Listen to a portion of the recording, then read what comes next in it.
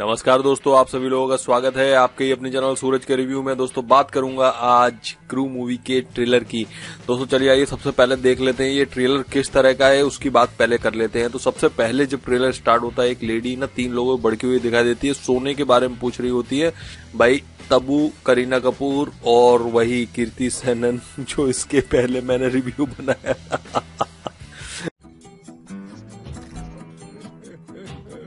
बहुत बेसब्री से इंतजार था भाई ये ट्रेलर का। चलिए मजे शुरू करेंगे। तो इसके बाद में हमको दिखाया जाता है तीनों भर भर के जितनी एक्टिंग कर रही है उतना ही मेकअप भी कर रही है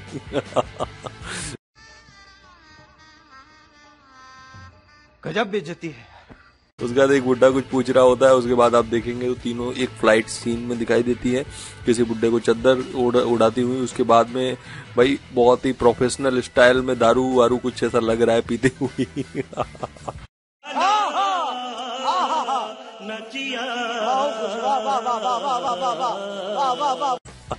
उसके बाद बैंकक्रप्ट कंपनी के बारे में कुछ बोलती हुई बताइए तब्बू, और एक डिस्कशन चल रहा है किसी के साथ। इसके बाद में भाई हमको दिखाया जाता है एक बुड्ढा है जो चेयर को हिलाने के बाद उस पर गिर जाता है, और गिरने के बाद वो आई थिंक मर चुका है। उसको जब खोल के देखा है, मतलब उसका शर्ट वर्ट, तो पता लगा है उसके पास सोना ही सोना लिपटा है। क्या बोला तूने? एक्चुअली ये काफी बार हो जाता है जब फ्लाइटों में लोग ना सोने का जो स्मगलिंग करते हैं, उस तरह के केसेस होते हैं। मेरे ख्याल से ये इंटरवल सील होना चाहिए इस मूवी का। उसके बाद में भाई हमको दिखाया जाता है कि ये जो जिसका बैंकक्रप्ट की बात हुई थी ना इससे पहले ट्रेलर में, उसके पास बहुत सारा सोना है। इसके बाद में सीन्स इतनी जल्दी भाई शिफ्ट हो रहे हैं ना कि देखने का समय उतना मिल नहीं पा रहा है। कुछ एक डायलॉग्स आपको पता लगेंगे लेकिन किसी भी सीन पर स्टेडी मतलब आपको समझ में नहीं आएगा।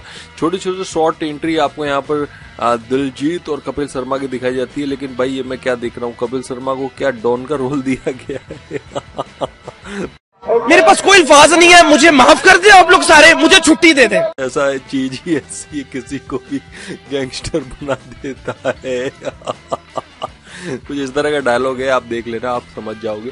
तो भाई उसके बाद में हमको दिखाया जाता है यहाँ पर ये तीनों मतलब आपस में फाइट कर रही हैं, और मुझे यहाँ पर ऐसा लगता है कि कोई कंस्पिरेसी चल रही है। इन तीनों का जो इरादा है वो ये सोने को हड़पना है, सोने को लेना है, क्योंकि तीनों मतलब जॉब से तो कुछ शायद हो सकता है कुछ कमा नहीं पा रही हूँ। गजब बेइज्जती है। तो इस वजह से सोचा हो कि कुछ दूसरा डायरेक्ट शॉर्टकट अपनाया जाए पैसे कमाने का। तो उसी की मतलब मिली भगत मूवी के अंदर पूरी हमको देखने को मिलेगी। बीच बीच में मुझे लग रहा है कपिल शर्मा और दिलजीत का इतना बड़ा रोल नहीं होगा, उनका छोटा छोटा रोल होगा, लेकिन मेन जो लीड में रहेंगे ये तीनों ही रहेंगी। मूवी की स्टोरी तो हमको क्लियर है भाई, इस तरह का एक ट्विस्टेड ड्रामा यहाँ देखने को मिलेगा इन तीनों का। बहुत सारे यहाँ पर शॉट दिखाए जाते हैं, बहुत सारी चीजें दिखाई जा रही हैं। तीनों पुलिस से कभी भाग रही हैं, कभी शायद कोई फ्लाइट चला रही है। तो मतलब किसी एक तरह की कंस्पिरेसी यहाँ पर चल रही है। तीनों ने कुछ एक प्लान किया हुआ है उस सोने को रखने के लिए। लास्ट वाला जो भाई डायलॉग लगा ना वो मुझे बहुत अजीब लगा, बैठ जा फिर डैश जो बोला गया है, भाई ऐसा मत करो, ऐसे शब्दों का इस्तेमाल करना बिल्कुल ही मतलब मैं क्या कहूँ, मुझे ही समझ नहीं आ रहा है ऐसे शब्द क्यों इस्तेमाल किए गए मूवी में।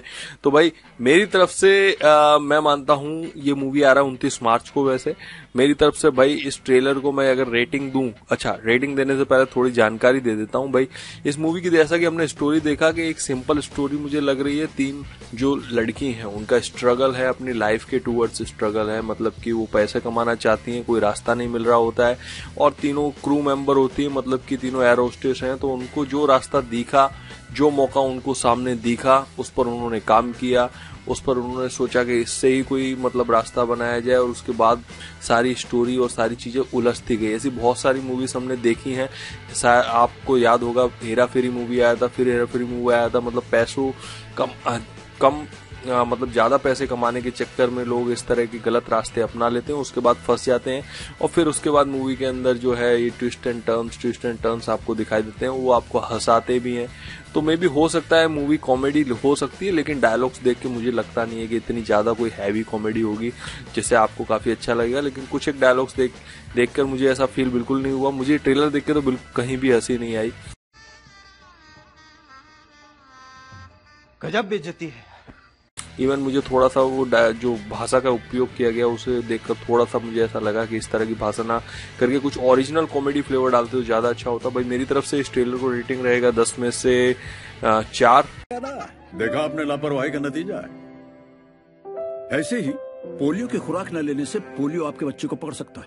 और भाई बिजनेस रेटिंग तो ये 29 मार्च के आने के बाद ही मैं बता पाऊंगा किस तरह का movie. Thank you so much video देखने के लिए। मिलता हूं नेक्स्ट वीडियो में, तब तक के लिए ध्यान रखिए, सुरक्षित रहिए। जय हिंद, वंदे मातरम। मजा आया और मैं ये जो मजा है हिंदुस्तान के हर व्यक्ति को देना चाहता हूं।